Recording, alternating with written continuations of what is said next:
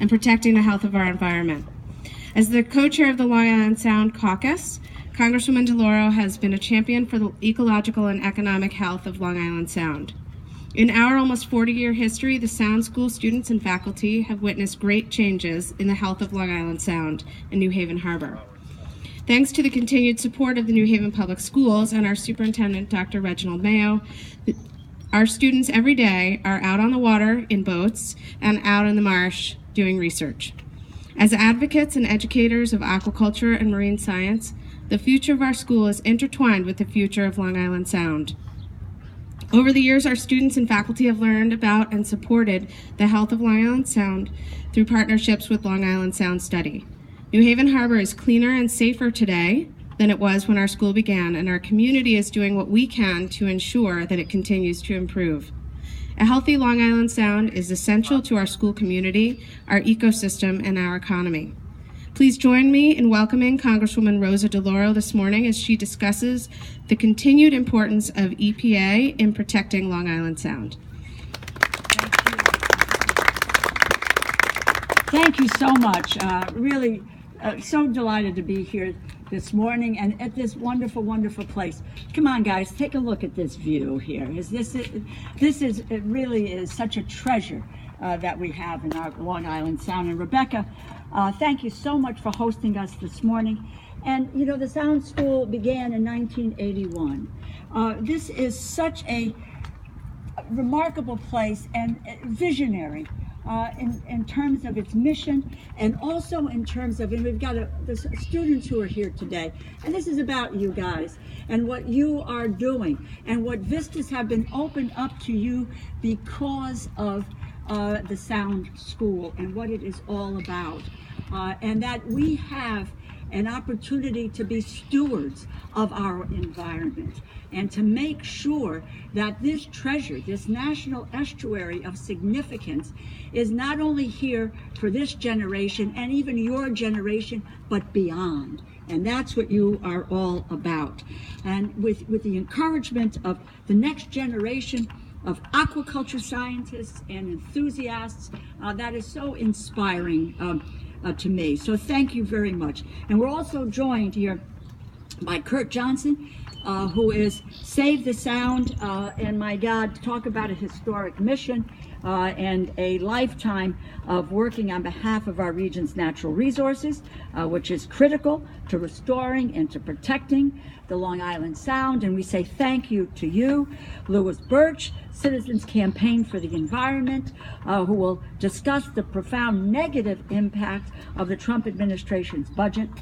Particularly what the proposal is the elimination of the Long Island Sound program. We look forward to hearing from Stuart Hudson, Connecticut Audubon, on how this misguided proposal will have far-reaching consequences to the future of the Sound and for our environment. And we are going to hear from Dr. Rebecca French with the Connecticut Institute for Resilience and Climate Adaptation at UConn. Did I get that right? Okay. And I'm so happy that this weekend, which was a very, very special weekend, when we saw people who were marching for science and were marching for our environment. And I can't not really impress upon you enough of how important these strong voices are in helping to make a difference in what our legislative priorities are about and what direction this country needs to take. This is my view, but I think it's shared by others, that we, in fact, are in the fight for our lives. The march and the others before it, I believe, are critical parts of that fight, but it is only the beginning. This administration, in fact, does not value science. And I don't say that lightly. It is not just about what we will talk about here today.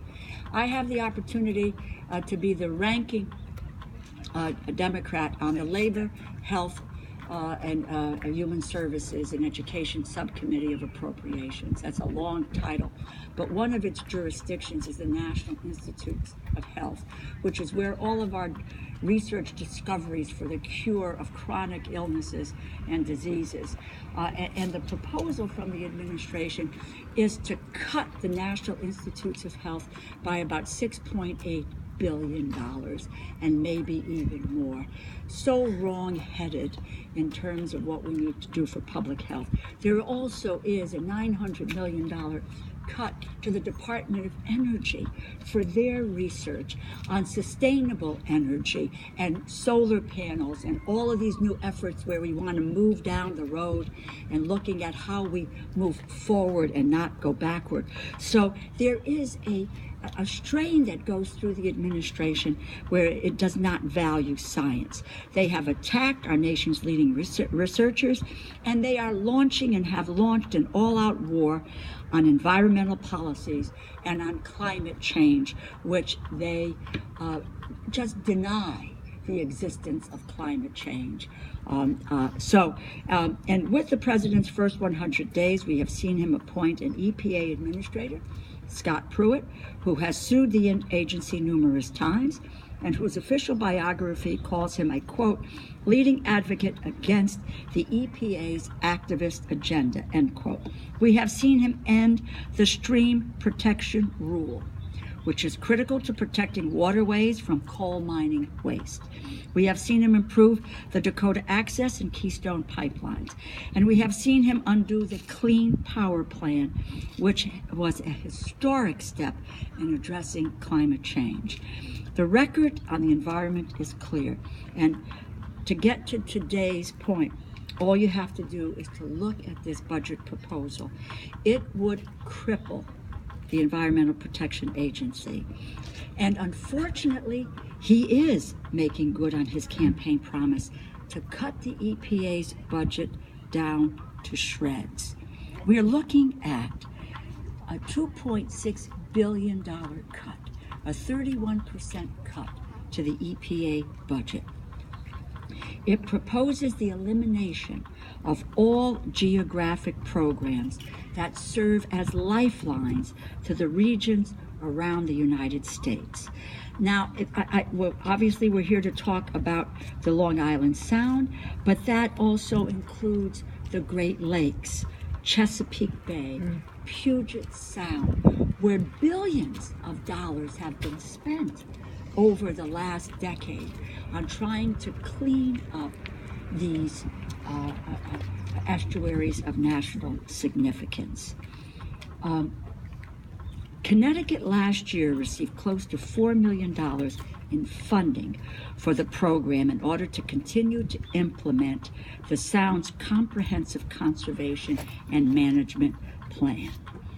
The budget outline shows that the administration would look at what the industry is looking at rather than looking at how we protect our environmental future. We need to work now more than ever to let the president know that these cuts will undermine the advancements that we have made on environmental protections. The Long Island Sound program has been instrumental in preserving the beauty and the ecosystem of Long Island Sound and its watershed. If you can't look at that side of the equation, this is economically about $17 to $37 million every year to the economy of the state of Connecticut. What do? They monitor water quality. They look at habitat restoration. They engage in public education and outreach. They map research. And I feel particularly have a proprietary view of this effort. In 1991, I was first elected 26 years ago. My colleague Nita Lowy and I introduced her, you'll remember this, the Long Island Sound Restoration Act. She came up here, I went to Long Island with her and talked about a revolving loan fund in order to address the issue. 1985, We designated, the federal government designated 3 estuaries of national significance, and the Long Island Sound was one of the 3. We are now one of the 28. I won't go through the history of funding, and maybe I'll do that in the Q&A. But we have spent millions of dollars on trying to turn the Sound around, to make it habitable for species of fish, to lower the nitrogen discharge from the wastewater treatment facilities. We have 1 million gallons of recreational boat sewage are kept out of the water each year by a no discharge zone. And it can go on, and my colleagues here will address a number of these issues. We have made great gains, and we spend a lot of money doing it. It doesn't make sense for us to stop funding this effort.